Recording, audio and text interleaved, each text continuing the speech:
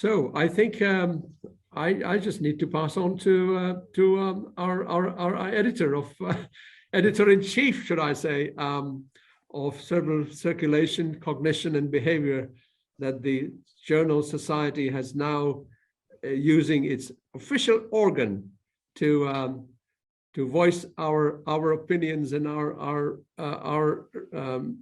thoughts, etc., in that journal. So Anders, please, and then is going to, I think, respond to what Anders has to say about this wonderful, perhaps not so, maybe, I'm joking, development in the Alzheimer's disease medication field.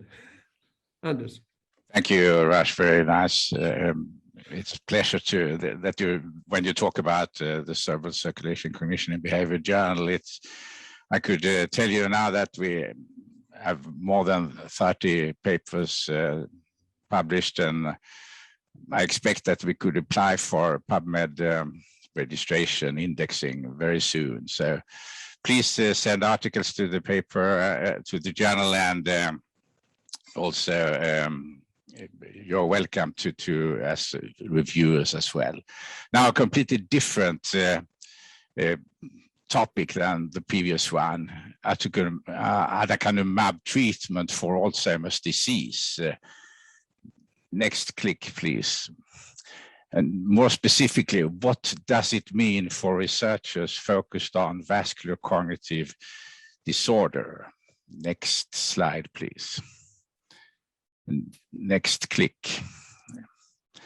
Aducanumab is a monoclonal antibody that removes amyloid plaques. The controversy is whether the amyloid clearance protects patients from cognitive and functional decline. When Aducanumab was approved June 2021 by FDA, some researchers considered the decision as a major advancement in spite of residual uncertainties regarding the clinical benefits. Conversely, there are several other researchers questioning the opinion that the drug may provide meaningful therapeutic benefit. Only based on surrogate endpoints, we had that before today too, that is reasonably likely to predict clinical benefit. Myself, I think the registration is premature. And the slide before, please. Irrespective of whether the decision was reasonable or not, a question could be put forward to consider is, what are the consequences for clinical management and research on AD and vascular cognitive disorder if Aducanumab will become an established treatment? So you are still on this slide. The drug was evaluated in patients with mild cognitive impairment, MCI, or mild dementia, with signs of PET or CSF amyloid pathology and without bleeding and other vascular brain changes. It means that high technological methods are needed to determine the diagnosis. For adequate medical management, repeated measurement of brain changes by MRI to detect unwanted signs of hemorrhage during the treatment period are also necessary.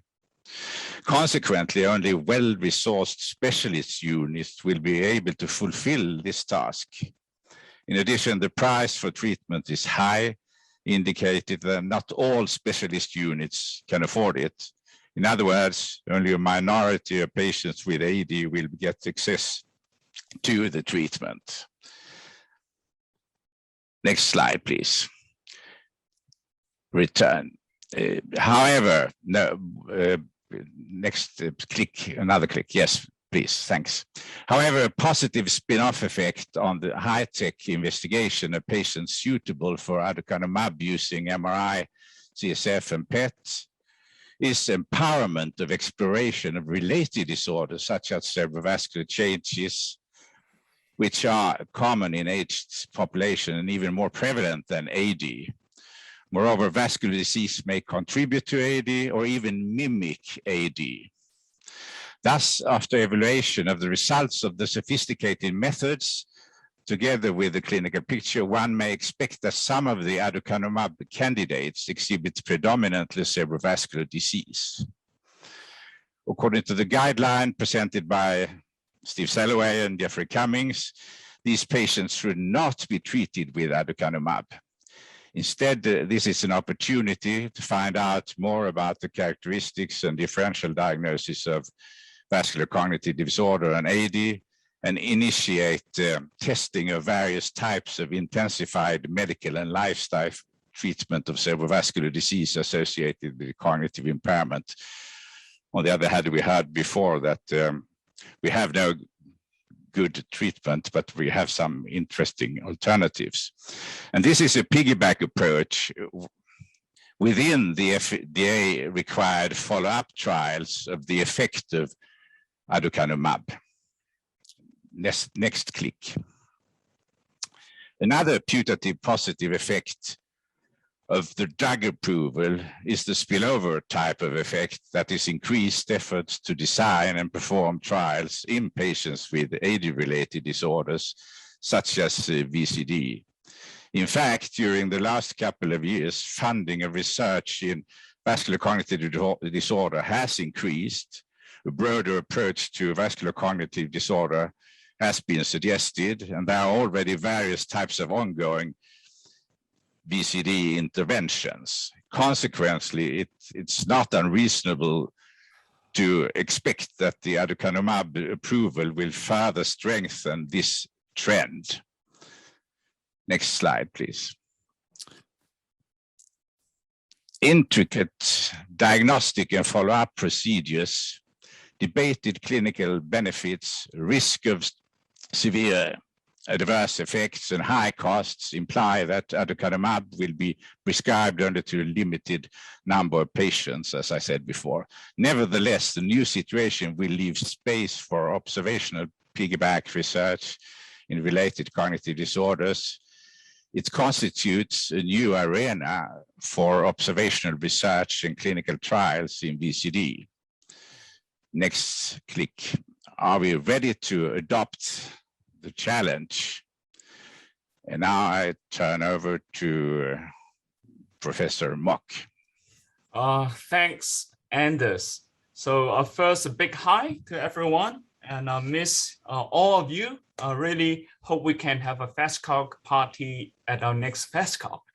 Well, in response to Anders' viewpoint, I cannot agree more that we should take hold of this opportunity. And I expect that active screening program for AD-MCI will come very soon to many of those centers. And since around half of the MCI is actually amyloid negative, based on, as Anders mentioned, sophisticated screening method, either by CSF or amyloid, then there's a high possibility that we may pick up many pure vascular MCI who are stroke or dementia free. So as Elizabeth in her sharing yesterday mentioned, pure vascular MCI is not mixed without amyloid. Next slide. I just want to share a case that published recently. This study originally was to investigate other simple method to detect A+, T+. And as Anders shared with me his viewpoint, I immediately think of this case, which I reported recently. So this is a 68-year-old male with memory complaints and a clinical dementia rating scale of 0.5. And he had a delayed memory index score of minus 1.94 standard deviation below the mean.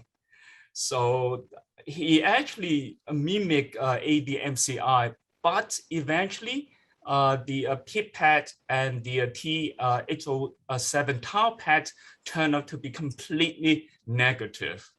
And eventually the MRI showed he had paraventricular white matter changes and also field lacunes and one occurs in the thalamus, another in the external capsule. So actually, this case is a pure vascular MCI. And actually, this screening process, the MRI was done, and the PET or the other centers CSF was done, and extensive investigations resource in confirming or excluding amyloid. And eventually, I expect that we may come up with many pure vascular. Actually, in our cohort of MCI, 44% were A plus T plus. So the other, we had about 20–30%. They had a genuine vascular component in their pure vascular MCI. So I concur with Anders that the coming years that there will be many pure vascular MCI that we may encounter, and it's a golden opportunity for us to study many different aspects of a pure vascular MCI and the trajectories, and we can have a different kind of trials, multi-domain or even drug trials. That's my response. All right, thank you, Vincent. We agree. Anybody who has another type of opinion that is negative to this suggestion, please raise your hand. I have not seen anything in the chat, not yet, and we are late now. Gosh, you have to intervene, of course. Okay. So does anybody have a comment or question, perhaps brief answer? There's something in the chat, Anders. Yes, I mean, there's a question about treatment of patients with CAA, and as far as I know, patients with congenital amyloid angiopathy should not be treated with Aducanumab. This is that is not proper medical treatment. So that is an important point too. I mean, you can't give them to that group of patients. Yes, so presumably if they're imaged with MRI, they would have posterior lobe hyperintensities. And this is one of the radiological signatures of CAA, isn't it? Yeah. The Aducanumab will increase risk of microbleeds. It's the area microhemorrhage. Absolutely, absolutely. Right. Okay. Okay, anything else? Well, if not, I'm sure the journal will have something to say in the days to come. So I think those plans are in order. And although Deb's not, I don't know, she's not logged in, or she's not on the in the audience. Maybe she might have had something to say, but perhaps we'll get her later on. Yeah. So thank you very much. If that's, yeah. Thank you, Anders, and thank you, Vincent. Excellent. Thanks.